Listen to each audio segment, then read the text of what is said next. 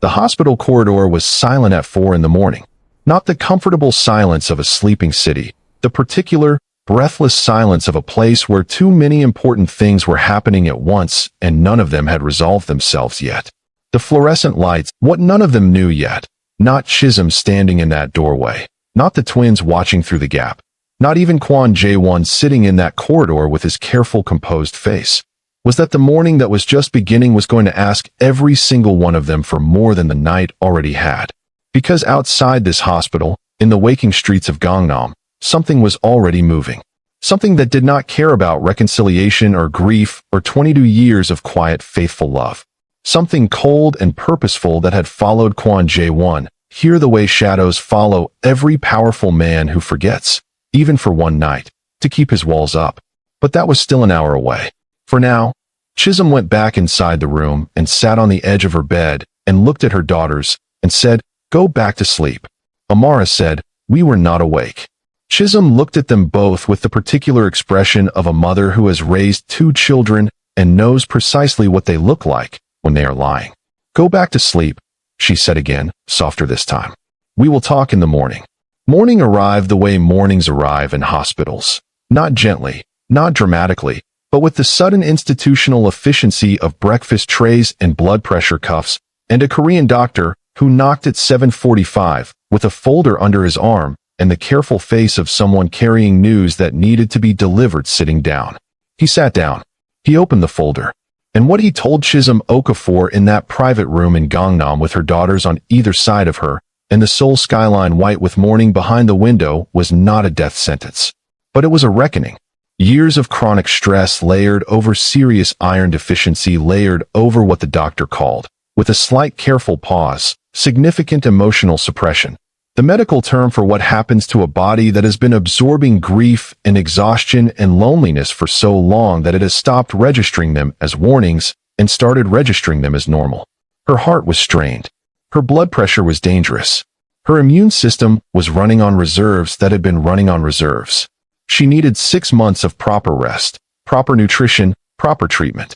The kind that cost money.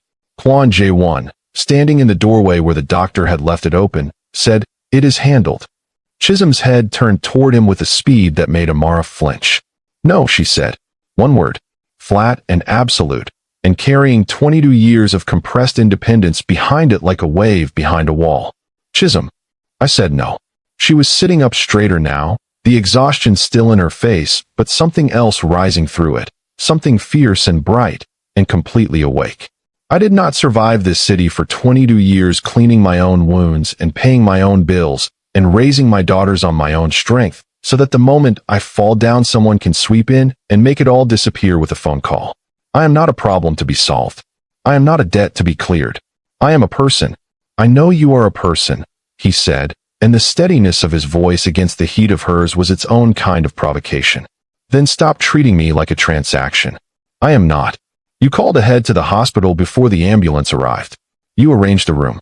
You paid for it before anyone asked you to. You did all of it without asking me once. You were unconscious. I am not unconscious now." The room crackled. The twins sat between them like 2 people sitting between 2 storms that had not yet decided whether to merge or destroy each other. Amara was gripping the edge of the bed. Adiz was very still, watching Kwon Jae-won's face with her sharp dark eyes, reading something in it that Amara was too frightened to look for. And then, into the silence that followed Chisom's last word, Amara asked the question.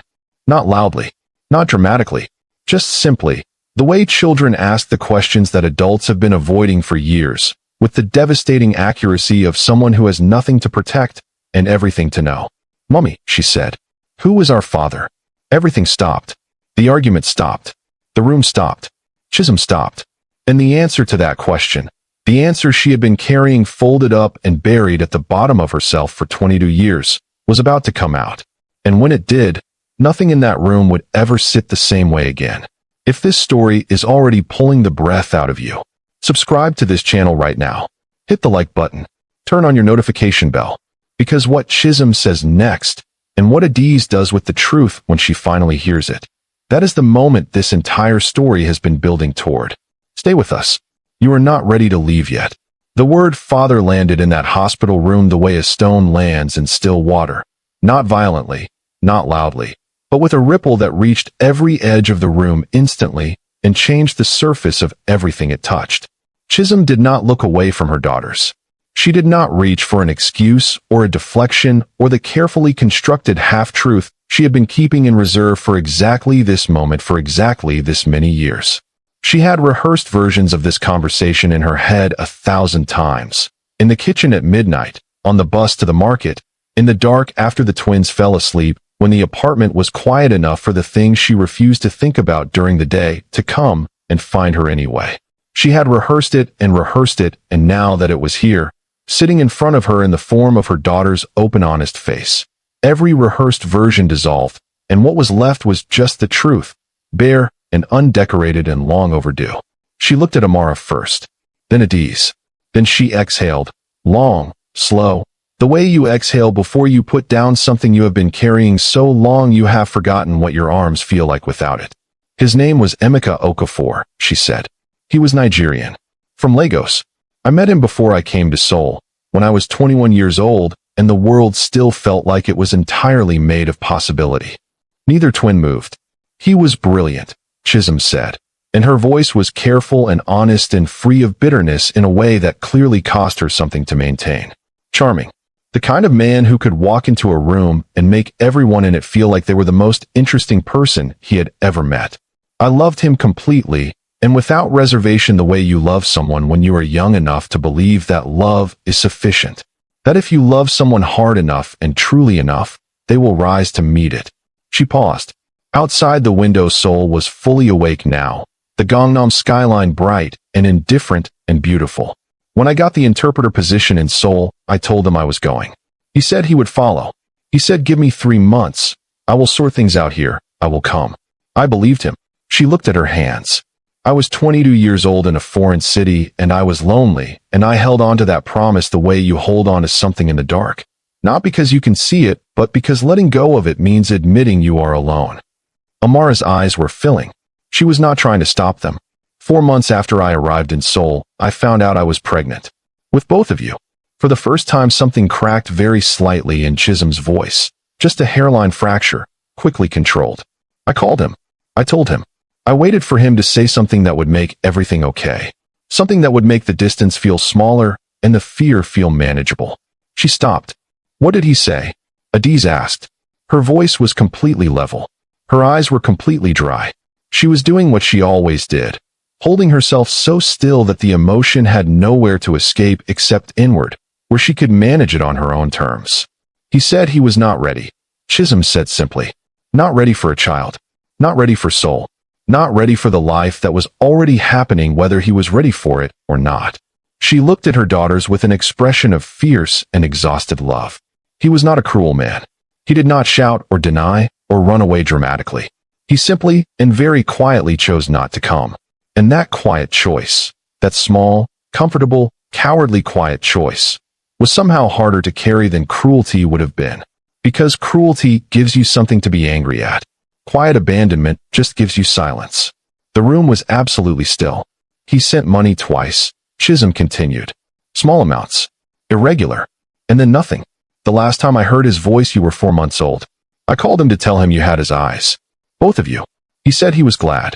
She paused on that word, glad, and let it sit there in all its inadequacy. He never called back. Amara was crying now. Silently, completely, the way she cried everything. With her whole face and her whole body, tears running without apology, shoulders curved inward, the grief of a loss she was only now being allowed to feel for the first time, because you cannot properly grieve something you did not know you had lost. Adiz sat perfectly still for a very long time. Her sharp dark eyes were focused on a point somewhere slightly beyond the room, somewhere internal, somewhere she was assembling this new information and deciding what shape it would take in her understanding of her own life. Then she looked at her mother and asked one question. Does he know about us? Like really know? Our names, what we look like, what school we go to, who we are? Chisom's throat tightened. I sent him a photograph once. When you were 3 years old. I do not know if he kept it. Adiz received this information, sat with it for 3 full seconds, then said, then he is the one who missed out. Not us. We had you. He had nothing. The silence that followed those words was the loudest silence in the room yet. Kwon Jae-won, who had been standing in the doorway through all of it, still, quiet, present without intruding, looked at Adiz with an expression he did not attempt to conceal.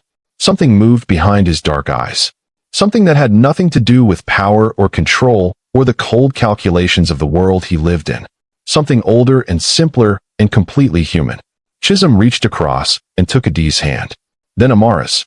She held both of her daughter's hands in hers, and she said, "Yes, he is the one who missed out." And then she did something that neither twin had ever seen her do before in their entire lives. She cried.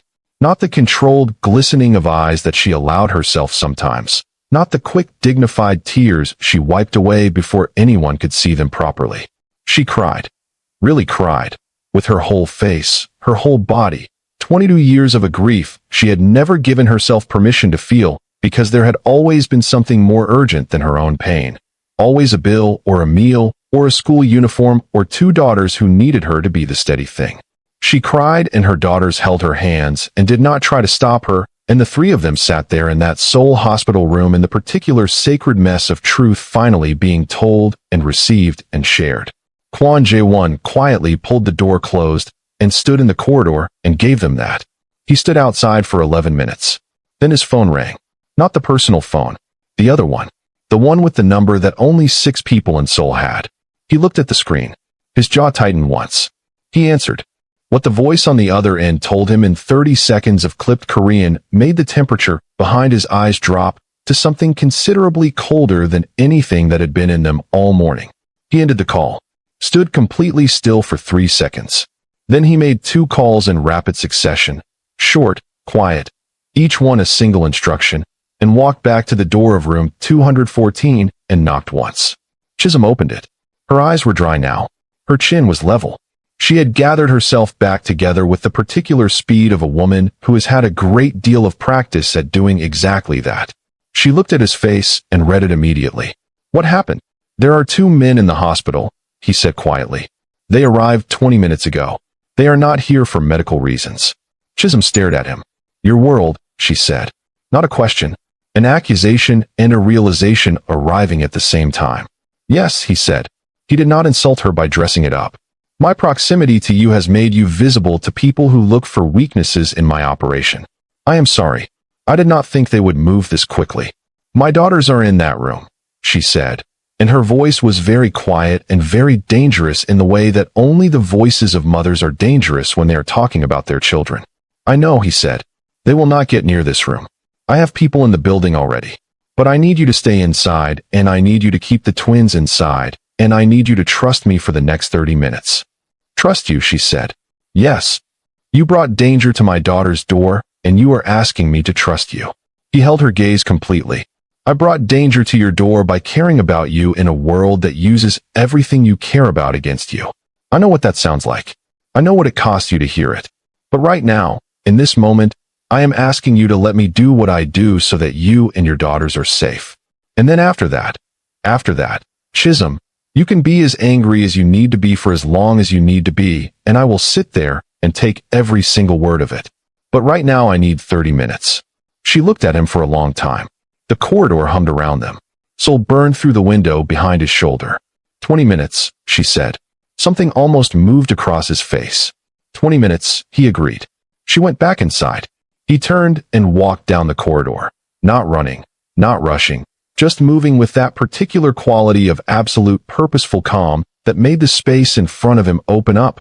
And within 20 minutes, without a single sound reaching room 214, the situation in the hospital was resolved in the way that situations in Kwon Jae-won's world were resolved. Completely. Quietly. Finally. He came back to the door. Knocked once. Chisom opened it. Done, he said. She looked at his face. Read it again. Then she stepped back from the door and said, Come in. Sit down. Because what I have to say to you next is going to take more than a corridor. He came in. He sat down. The twins watched him from their chairs with expressions that were identical in their intensity and completely different in their content. Amara's face open and searching, Adiz's face closed and calculating, and already, somewhere behind those sharp dark eyes, assembling a plan that nobody in the room had asked for yet, but that everyone was about to need. Chisom stood at the window with the Gangnam skyline behind her and looked at the man sitting in the chair across the room. This man who had arrived in her life like a question she never asked and refused to leave like an answer she was not ready for. And she said the thing she had been circling for 24 hours. Tell me what you actually want. Not what you owe me. Not what you feel guilty about. What you actually want. From this. From me. From whatever this is. The room waited. And what he said next, 3 sentences, quietly spoken, in that Seoul hospital room with 2 girls listening and the whole city burning outside the window, was the answer that changed everything. But before we get there, if you are not subscribed yet, do it right now. Hit that like button. This story is not done with you yet. And the next part is where everything either falls apart or comes together in a way you will not see coming. Stay right there. Kwon Jae-won did not answer immediately. He was not the kind of man who filled silence with noise. He was not the kind of man who reached for words before he was certain they were the right ones. He had spent his entire adult life in rooms where the wrong word said too quickly could cost everything, and that discipline had become so deeply embedded in him that even now, sitting in a Seoul hospital room with no negotiation to win and no enemy to outmaneuver, just a woman standing at a window asking him the most honest question anyone had ever put to him, he took his time. He looked at his hands first, then at the twins, then at Chisom. I want, he said carefully, to stop watching your life from a distance and start being present in it. Not to manage it. Not to fix it. Not because I owe you anything, because that debt, whatever you believe about it, was paid a long time ago. He paused. I want to be in the room. The actual room. Not the corridor. Not the shadows. The room where you are. Chisom did not move from the window. And the girls? She asked. He looked at Adiz and Amara. I want to know them, he said simply. If they will allow it. Not to replace anything or pretend to be something I am not. Just to know them. Because they are extraordinary. And because they are yours. And everything that is yours matters to me. Amara made a small sound that she immediately tried to disguise as a cough. Adiz shot her a look. Amara pressed her lips together and stared very hard at the ceiling. Chisom turned from the window. She looked at him for a long, steady moment with those large dark doe eyes that had seen through every performance and every deflection and every carefully constructed wall this city had ever built around anything. And she said nothing. She walked to the chair beside the bed and sat down and folded her hands in her lap and said, The girls have questions for you. He looked at the twins. Adiz uncrossed her arms, sat forward, and with the focused precision of someone who had been preparing this interrogation since approximately 4 o'clock in the morning, she said, We have some questions. Kwon Jae-won looked at this young girl, this fierce, sharp, extraordinary creature who had found a hidden phone in the bottom of her mother's bag and called a number she did not know and held her voice steady enough to give him an address. And he said, without a trace of condescension, Ask. Adiz said, What do you do? Exactly. We know you are not a normal businessman. We are not children. She paused, then added with devastating precision, We are not going to pretend we did not notice that 2 men came to this hospital this morning because of you, and then quietly disappeared. A beat of silence. Chisom closed her eyes briefly. Kwon Jae-won said, I run operations in Seoul that exist in the space between what is legal and what is not. I have people who work for me. I make decisions that have consequences. Some of those consequences are dangerous. He did not flinch from it, did not dress it up, did not offer them a sanitized version of a complicated truth. I am not going to tell you it is a safe world. It is not. Adiz held his gaze. Does that danger follow you everywhere you go? It can, he said. I work to contain it. This morning was a failure of that containment, and it will not happen again. How do you know it will not happen again? Because now I know the cost, he said. This morning I sat in a corridor outside a room where your mother and you were sleeping, and I understood for the first time in a very long time exactly what I had to lose. That changes the calculations. Adiz considered this. Then, second question. My mother has spent 22 years not needing anyone. She is not going to suddenly become a different person. She is going to argue with you. She is going to refuse things. She is going to insist on doing things herself that you could easily do for her, and it is going to frustrate you. Can you live with that? Something shifted in Kwon Jae-won's expression. It was not quite a smile. It was something quieter and more genuine than a smile. I have been watching your mother run her market stall, negotiate with landlords, raise 2 daughters, and build a life in a city that did not want her for 22 years, he said. I did not fall in love with someone who needed rescuing. I fell in love with someone who rescues other people. I know exactly who she is. The word love landed in the room with the quiet force of something that had been true for a very long time, finally being said out loud for the first time. Chisom's hands tightened in her lap. She did not look up. Amara forgot entirely about hiding her emotions and stared at Kwon Jae-won with her whole heart visible on her face. Adiz, to her eternal credit, maintained her composure for 3 full seconds before asking her final question in a voice that was slightly less steady than the previous 2 had been. Do you make her feel safe? The room held its breath.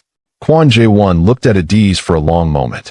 Then he looked at Chisom, at the back of her bowed head, at the way her hands were folded in her lap with that practiced stillness that he had come to understand was not peace, but the shape of a woman who had learned to hold everything inside because there was nowhere else to put it.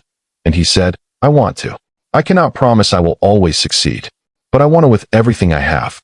And I will spend whatever time she gives me proving that the wanting is real. Adiz looked at Amara. A long, silent, twin conversation conducted entirely through eye contact that lasted approximately 4 seconds and contained approximately 400 words. Then Adiz looked back at Kwon Jae-won and said, Then you should tell her that. Properly. Not us. She stood up, took Amara by the wrist, looked at her mother, who had still not looked up from her hands, and said, We are going to get breakfast from the cafeteria. We will be back in 30 minutes. Chisom looked up then, at her daughter, at this 10-year-old force of nature in a wrinkled school uniform who had, in the space of 24 hours, found a hidden phone, called a stranger, held herself together through an ambulance ride, and a hospital corridor, and the truth about her father, and an interrogation of a Korean Mafia boss, and was now clearing the room so that the adults could finish what they needed to finish. Adiz, she started. 30 minutes, Mummy, Adiz said firmly, and pulled her sister out of the room and closed the door behind them with a quiet, definitive click. In the cafeteria, Amara slid into a plastic chair and looked at her sister across the table and said, He said he fell in love with her. I heard him. He said it like it was just a fact. Like it was just a thing that was true. I know. Adiz. Amara leaned forward. Do you think Mummy has been lonely? Like really lonely. Not just tired, but genuinely, deeply, in the middle of the night, kind of lonely? Adiz was quiet for a long time. She turned a plastic cup around and around in her hands and looked at the table and thought about all the Sunday mornings she had come downstairs and found her mother already awake, sitting at the kitchen table with her Bible open and her tea gone cold, staring at something that was not in the room. All the times Chisom had laughed at something on the phone and then gone quiet the moment she noticed one of them watching. All the time she had said she was fine in the particular tone of voice that meant she was fine the way a closed door is fine, technically intact, but keeping something on the other side of it. Yes, Adiz said finally. I think she has been lonely for a very long time. Amara nodded, eyes bright. I want her to keep that laugh, she said. The one from last night in the corridor. I have never heard her laugh like that before. Like something in her was surprised by it. Adiz looked at her sister. Then she nodded once. The particular nod that meant the decision was made and the discussion was closed. Good, she said. Then she should keep it. Back in room 214, Chisom and Kwon Jae-won sat across from each other in the quiet that her daughters had cleared for them, and Chisom said the thing she had never said to another living soul. The confession underneath the confession. The thing deeper than 22 years of silence and pride and self-sufficiency. The hardest part, she said, was not the money. It was not the work. It was not even the loneliness, though God knows the loneliness was its own particular kind of weight. She looked at the window. The hardest part was the fear that my daughters were watching me. Every day, learning from everything I did and everything I was. And that what they were learning was that love means giving everything and receiving nothing. That strength means never needing anyone. That a woman's life is something she carries alone because there is no other way to carry it. Her voice was steady, but her eyes were bright. I did not want them to learn that from me. I wanted them to learn that you can be strong and still let someone stand beside you. But I could not teach them something I did not know how to do myself. Kwon Jae-won said nothing. He let her finish. Let the words land and settle and take up the space they deserved. Then he said, Then let me stand beside you. Not in front of you. Not behind you. Beside you, where I should have been allowed to stand 22 years ago. She looked at him. You understand what you are asking for, she said. I am not a quiet woman. I will argue with you. I will refuse things that you think are reasonable. I will insist on doing things myself that you could easily. Chisom. His voice was quiet. I know. I have been watching you for 22 years. I did not fall in love with a quiet woman. She stared at him. I fell in love, he said, with the particular steadiness of a man who has decided that the time for caution is over, with the woman who did not run. In a burning warehouse in 2001, when every single other person ran, you did not. That was the moment. That was when it happened. And it has not stopped happening every single day since then. Chisom was absolutely silent. Outside the window, Seoul blazed and hummed and went about its indifferent business. Inside room 214, the most stubborn, beautiful, extraordinary woman in Itaewon sat with 22 years of carefully held solitude in her hands and looked at the man across from her and understood, with every tired and grateful and frightened and hopeful bone in her body, that the door she had kept closed for so long was not locked. It had never been locked. She had just been standing on the wrong side of it. She exhaled, long, slow. The particular exhale of a woman putting down something she has carried alone for so long she had forgotten it was not supposed to be carried alone. Okay, she said. Just that. Just okay. But in her voice it sounded like a door opening. Like 22 years of winter deciding, quietly and without announcement, that it was finally done. She said okay. One word. 2 syllables. And in those 2 syllables lived 22 years of survival and grief and pride, and the particular loneliness of a woman who was strong enough to do everything alone and brave enough, finally, to choose not to. But the story is not over yet. Because 6 weeks from now, in a small warm apartment in Itaewon, something is going to happen at a kitchen table that will make everything, every collapse, every phone call, every corridor, every confession, completely and perfectly worth it. And you need to be there for it. Hit that subscribe button. Turn on your notification bell. Like this video, because the final part of this story is the one you are going to want to share with every person you love. Stay with us. 6 weeks later, Itaewon still smelled like itself. That was the thing about this neighborhood. It did not apologize for what it was. It did not smooth its edges or quiet its colors or pretend to be Gangnam. It was loud and layered and full of the particular energy of people who had come from somewhere else and decided to stay, who had built their lives in the gaps of a city that was not originally designed for them, and had made those gaps into something warm and real and entirely their own. The street vendors were out. The smell of grilling meat drifted from somewhere down the hill. A group of Korean teenagers walked past a Nigerian woman carrying groceries and did not look twice, because in Itaewon nobody looked twice at anything. And that was precisely why Chisom Okafor had stayed here for 22 years.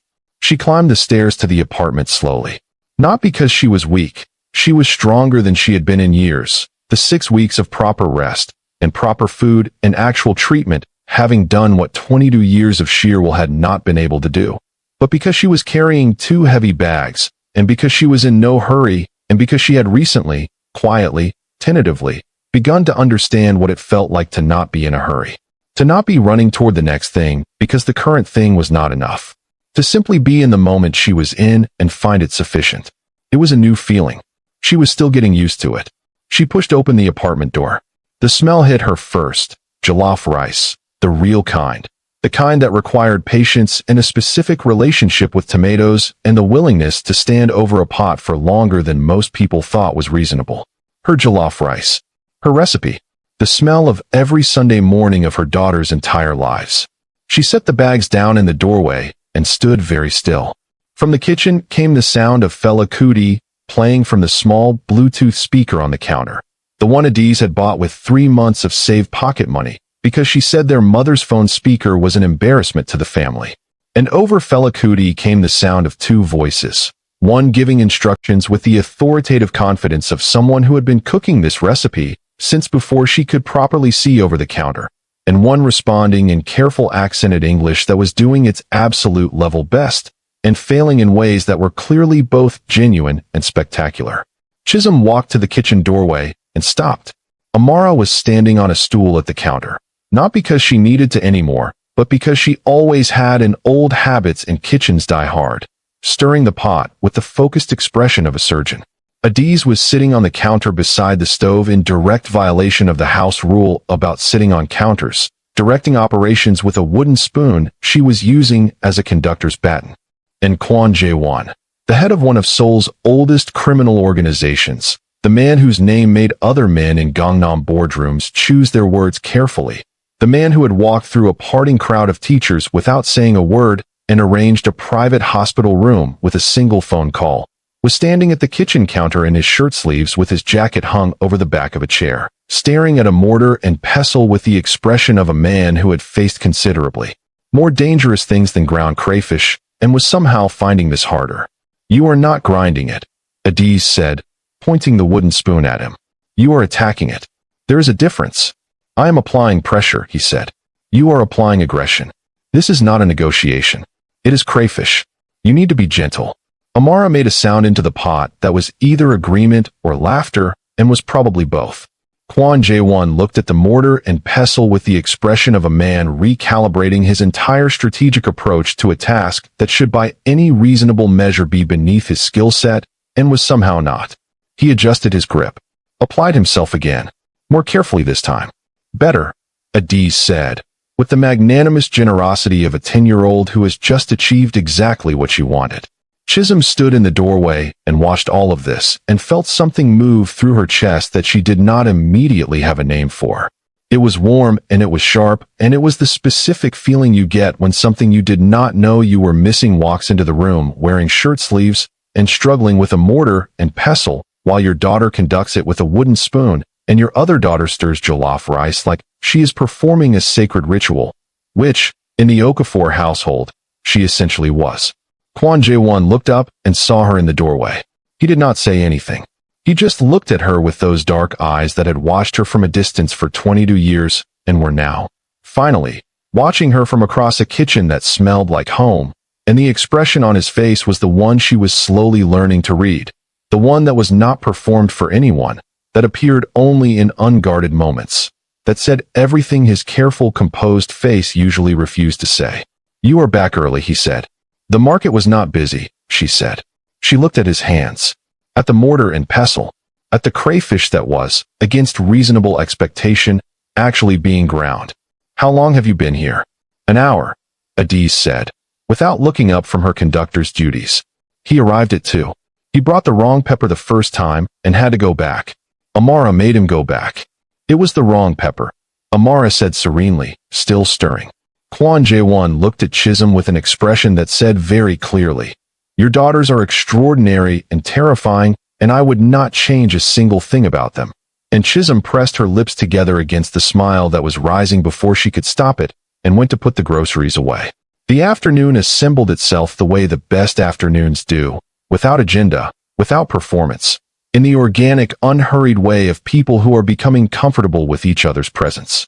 Adiz finished conducting and started a running commentary on everything Kwon Jae-won was doing wrong, and then everything he was doing right, and then a detailed explanation of exactly why jollof rice was a spiritual practice and not merely a culinary one that had him listening with the focused attention he usually reserved for intelligence briefings. Amara moved between the stove and the table setting with the quiet efficiency of someone who had been the heartbeat of this kitchen for years and was now simply making space for a new element without disrupting the rhythm. And Chisom moved through her own kitchen and felt the extraordinary, ordinary miracle of it. This man in her space, not taking it over, not managing it, not fixing it, just inhabiting it alongside her the way he had promised. Beside her, not in front, not behind. When the food was ready, they sat at the table, all 4 of them, which was a new configuration that the table had not previously been asked to accommodate and managed admirably. And Kwon Jae-won looked at the bowl of pounded yam and egusi soup that Adiz placed in front of him with the ceremonial gravity of someone presenting a coronation gift, and said, "I have eaten this before." Both twins turned to look at him with identical expressions of deep skepticism. "Once," he added, 6 years ago, at a restaurant in Itaewon." "That does not count," Adiz said. "Restaurant pounded yam is not real pounded yam. This is real pounded yam. Made correctly. You have to eat it with your hand." He looked at the bowl, then at his hand, then at Chisom. "Chisom, who had been watching this exchange with an expression of profound private entertainment, said absolutely nothing and reached for her own food with the serene composure of a woman choosing not to intervene. "With my hand," he repeated. "With your hand," Adiz confirmed. "That is how it is done." What followed was several minutes of Kwon Jae-won. This particular man, in his press shirt with his careful composed face, attempting to eat pounded yam with egusi soup in the traditional manner under the dual supervision of two young Nigerian girls who had extremely strong opinions about technique and were not remotely shy about expressing them. He got it wrong twice. He got it approximately right on the third attempt. Amara applauded. Adiz gave him a nod of measured approval that was, coming from her, essentially a standing ovation. And then something happened that Amara would remember for the rest of her life. Kwon Jae-won, with egusi soup on his finger and his careful composure entirely dismantled by the patient ruthlessness of two daughters who had decided to let him in, looked across the table at Chisom and said, "This is the best thing I have eaten in 22 years." He was not talking about the food. Chisom knew he was not talking about the food. She looked at him across the table. This man who had sat in a warehouse corridor bleeding and looked at the ceiling without fear, who had spoken Yoruba into a phone at 4 in the afternoon and driven across Seoul in 11 minutes, who had sat in a hospital corridor all night with his coat on his knee and refused to leave, who had told the truth to two young girls asking hard questions without flinching once, and she felt the last of the 22-year winter in her chest release its grip. Not dramatically, not all at once, just quietly, completely, the way ice melts when the temperature finally, genuinely changes. She smiled. A real smile. Unguarded, unhurried, belonging entirely to this moment and no other. Amara reached under the table and found her sister's hand. Adiz squeezed it once without looking away from her mother's face. "She has that laugh again," Amara whispered. Adiz watched her mother's face, the open, undefended, completely alive expression that Chisom Okafor was wearing at her own kitchen table in Itaewon on a Sunday afternoon, with Fela Kuti playing and jollof rice on the stove, and a Korean man with egusi soup on his finger looking at her like she was the answer to a question he had been asking for 22 years. "Good," Adiz said softly. "She should keep it." Outside the window, Seoul went on being Seoul, enormous and indifferent and relentlessly moving. The kind of city that does not pause for anyone's story, that has seen a million lives begin and end within its borders without adjusting its rhythm by a single beat. But inside a small warm apartment in Itaewon, at a table that had been set for two for 22 years and was now set for 4, something was happening that the city outside would never notice, and that did not need it to. Chisom Okafor had come to Seoul at 22 years old with a suitcase and a job offer, and the particular kind of courage that comes from not yet understanding how many things can go wrong. She had stayed when staying was hard. She had built when building was exhausting. She had loved her daughters with a completeness that left no room for anything else because she believed, genuinely, deeply, for 22 years believed, that the room was all she had. She had been wrong about that, not about the love. The love was exactly as complete and as total and as irreversible as she had always known it to be. But the room was larger than she thought.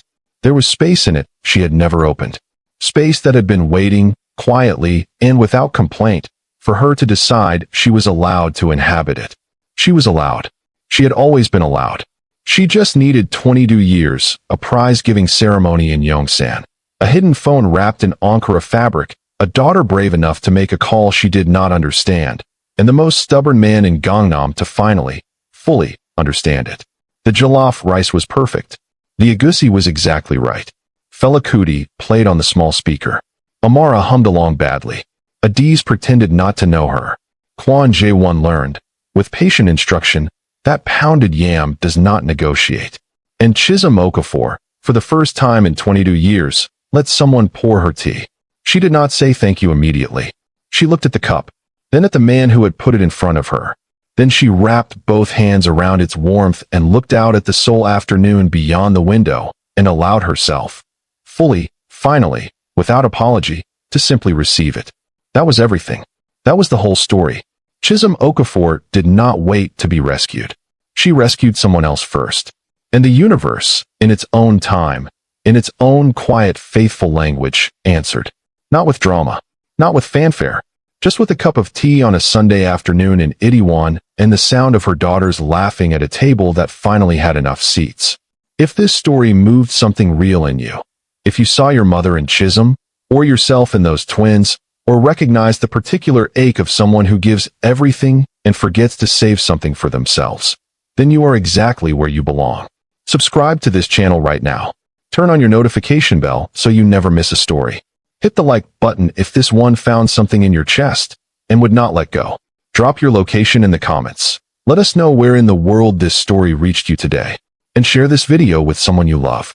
A mother, a sister, a friend who needs to be reminded that their quiet sacrifices are seen, even when it does not feel that way. Every story on this channel is built to make you feel something real, something true, something that stays with you after the screen goes dark. Thank you for watching. Thank you for staying until the very end. We will see you in the next one.